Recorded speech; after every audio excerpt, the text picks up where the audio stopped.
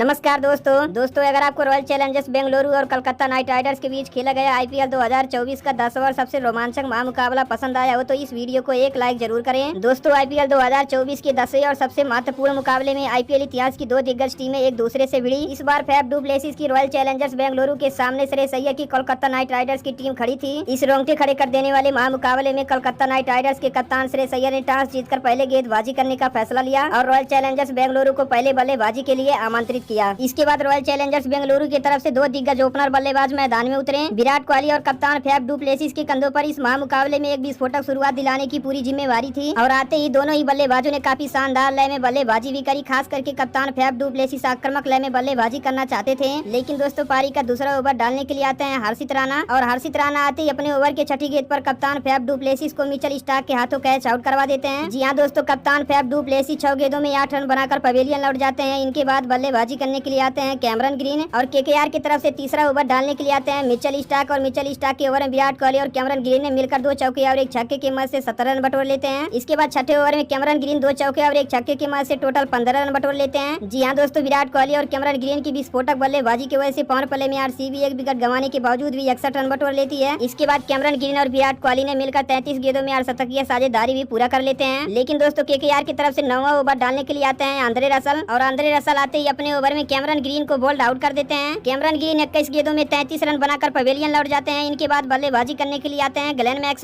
Maxwell आते ही set हो चुके विराट के साथ साझेदारी बनाना शुरू कर देते हैं। जी हाँ दोस्तों, 10 ओवर में 2 विकेट गंवाने के बावजूद भी आरसीबी टीम 85 रन बटोर लेती है। इसके बाद विराट कोहली 36 गेंदों पर अपना हाफ सेंचुरी कंप्लीट कर लेते हैं। अब यहाँ से विराट कोहली और ग्लेन मैक्सवेल आक्रामक लय में बल्लेबाजी कर रहे थे, लेकिन दोस्तों केकेआर की तरफ से 15वां ओवर डालने के लिए आते हैं सुनील नारायण आते ही ग्लेन मैक्सवेल को रिंकू सिंह के हाथों कैच आउट करवा देते हैं। जी हाँ दोस्तों, ग्लेन मैक्सवेल 19 गेंदों में 28 रन बनाकर पवेलियन लौट जाते हैं। इनके बाद बल्लेबाजी करने के लिए आते हैं रजत पाटीदार। अब यहाँ से आरसीबी टीम 3 विकेट गंवाने के बावजूद भी 15 ओवर में 134 रन बटोर लेती है। लेकिन दोस्तों इसके बाद केकेआर की तरफ से 17वां ओवर डालने के लिए आते हैं आंद्रे रसल और रसल आते ही अपने ओवर के तीसरे बॉल पर रजत पाटीदार को रिंकू सिंह के हाथों कैच आउट करवा देते हैं। रजत पाटीदार 4 गेंदों में 3 रन बनाकर पवेलियन लौट जाते हैं। इनके बाद बल्लेबाजी करने के लिए आते हैं अनुज रावत और अनुज रावत भी कुछ खास प्रदर्शन नहीं कर पाते हैं, क्योंकि 18वां ओवर डालने के लिए आते हैं हर्षित राणा और हर्षित राणा आते ही अपने ओवर के तीसरे बॉल पर अनुज रावत को फिलिप साल्ट के हाथों कैच आउट करवा देते हैं। जी हाँ दोस्तों, अनुज रावत 3 गेंदों में 3 रन बनाकर पवेलियन लौट जाते हैं। इनके बाद बल्लेबाजी करने के लिए आते हैं दिनेश कार्तिक। केकेआर की तरफ से 19वां ओवर डालने के लिए आते हैं आंद्रे रसल और आंद्रे रसल के ओवर में दिनेश कार्तिक 2 छक्के की मदद से 13 रन बटोर लेते हैं। और फाइनली पारी का लास्ट ओवर डालने के लिए आते हैं मिचेल स्टार्क और मिचेल स्टार्क के ओवर में विराट कोहली और दिनेश कार्तिक ने मिलकर 2 छक्के की मदद से 16 रन बटोर लेते हैं। लेकिन दोस्तों अफसोस की बात यह है कि लास्ट बॉल में दिनेश कार्तिक रन आउट हो जाते हैं। तो कुछ इस तरह से विराट कोहली की 83 रनों की ताबड़तोड़ बल्लेबाजी की वजह से आरसीबी टीम 6 विकेट गंवाने के बावजूद भी 182 रन बटोर लेती है। अब यहाँ से केकेआर को ये वाला मुकाबला जीतने के लिए 20 ओवर में चाहिए था 183 रन। केकेआर की तरफ से पहाड़ जैसे लक्ष्य का पीछा करते हुए 2 दिग्गज ओपनर बल्लेबाज मैदान में उतरे। फिलिप साल्ट और सुनील नारायण के कंधों पर इस महामुकाबले में एक विस्फोटक शुरुआत दिलाने की पूरी जिम्मेवारी थी और आते ही दोनों ही बल्लेबाजों ने आक्रामक लय में बल्लेबाजी करना शुरू कर देते हैं। खास करके देखा जाए तो फिलिप साल्ट विस्फोटक अंदाज में बल्लेबाजी कर रहे थे। जी हाँ दोस्तों, पहला ओवर डालने के लिए आते हैं मोहम्मद सिराज और मोहम्मद सिराज के पहले ही ओवर में फिलिप साल्ट ने 2 छक्के और 1 चौके की मदद से 18 रन बटोर लेते हैं। इसके बाद सुनील नारायण भी आक्रामक लय में बल्लेबाजी करना शुरू कर देते हैं। जी हाँ दोस्तों, फिलिप साल्ट और सुनील नारायण ने मिलकर चौथे ही ओवर में 22 गेंदों में 68 की साझेदारी भी पूरा कर लेते हैं। सुनील नारायण और फिलिप साल्ट की आक्रामक बल्लेबाजी देख आरसीबी की तरफ से कोई भी गेंदबाज फेंकने का नाम ही नहीं ले रहा था। लेकिन दोस्तों पारी का 6वां ओवर डालने के लिए आते हैं यश दयाल और यश दयाल के ओवर में सुनील नारायण 2 छक्के और 1 चौके की मदद से 21 रन बटोर लेते हैं। पावर प्ले में सुनील नारायण की ताबड़तोड़ बल्लेबाजी की वजह से केकेआर टीम 85 रन बटोर लेती है। लेकिन दोस्तों पावर प्ले खत्म होने के बाद 7वां ओवर डालने के लिए आते हैं मयंक डागर और मयंक डागर आते ही अपने ओवर के तीसरे बॉल पर सुनील नारायण को बोल्ड आउट कर देते हैं। सुनील नारायण 22 गेंदों में 47 रनों की ताबड़तोड़ पारी खेलकर पवेलियन लौट जाते हैं। इनके बाद बल्लेबाजी करने के लिए आते हैं वेंकटेश अय्यर। इसके बाद 8वां ओवर डालने के लिए आते हैं विजय कुमार बिसाख और विजय कुमार बिसाख आते ही अपने ओवर के 5वें बॉल पर फिलिप साल्ट को कैमरन ग्रीन के हाथों कैच आउट करवा देते हैं। जी हाँ दोस्तों, फिलिप साल्ट 20 गेंदों में 30 रनों की महत्वपूर्ण पारी खेलकर पवेलियन लौट जाते हैं। इनके बाद बल्लेबाजी करने के लिए आते हैं कप्तान श्रेयस अय्यर। फिलिप साल्ट को आउट करने के बाद आरसीबी को बड़ी सफलता मिलती है और गेम में वापसी करने का मौका मिलता है। लेकिन दोस्तों वेंकटेश अय्यर और श्रेयस अय्यर की शानदार साझेदारी की वजह से केकेआर टीम 10 ओवर में 2 विकेट गंवाने के बावजूद भी 112 रन बटोर लेती है। इसके बाद आरसीबी की तरफ से 11वां ओवर डालने के लिए आते हैं अलजारी जोसेफ और अलजारी जोसेफ के ओवर में वेंकटेश अय्यर 2 छक्के और 2 चौके की मदद से 20 रन बटोर लेते हैं। जी हाँ दोस्तों, वेंकटेश अय्यर देखते ही देखते 29 गेंदों में अपना अर्धशतक भी पूरा कर लेते हैं। वेंकटेश अय्यर और श्रेयस अय्यर की ताबड़तोड़ बल्लेबाजी की वजह से केकेआर टीम 15 ओवर में 3 विकेट गंवाने के बावजूद भी 167 रन बना लेती है। अब यहाँ से केकेआर को ये वाला मुकाबला जीतने के लिए आखिरी ही 5 ओवर में चाहिए था 16 रन। इसके बाद आरसीबी की तरफ से 16वां ओवर डालने के लिए आते हैं यश दयाल, और यश दयाल आते ही अपने ओवर के पहले ही बॉल पर वेंकटेश अय्यर को विराट कोहली के हाथों कैच आउट करवा देते हैं। जी हाँ दोस्तों, वेंकटेश अय्यर 30 गेंदों में 50 रनों की महत्वपूर्ण पारी खेलकर पवेलियन लौट जाते हैं और इनको आउट होने के बाद बल्लेबाजी करने के लिए आते हैं रिंकू सिंह। अब यहाँ से रिंकू सिंह और श्रेयस अय्यर ने पारी को संभाला। इसके बाद 17वां ओवर डालने के लिए आते हैं मयंक डागर, और मयंक डागर के ओवर के 5वें बॉल पर श्रेयस अय्यर छक्का लगाकर गेम को फिनिश कर देते हैं। जी हाँ दोस्तों, केकेआर 16 ओवर 5 बॉल पर 7 विकेट से ये वाला मुकाबला जीत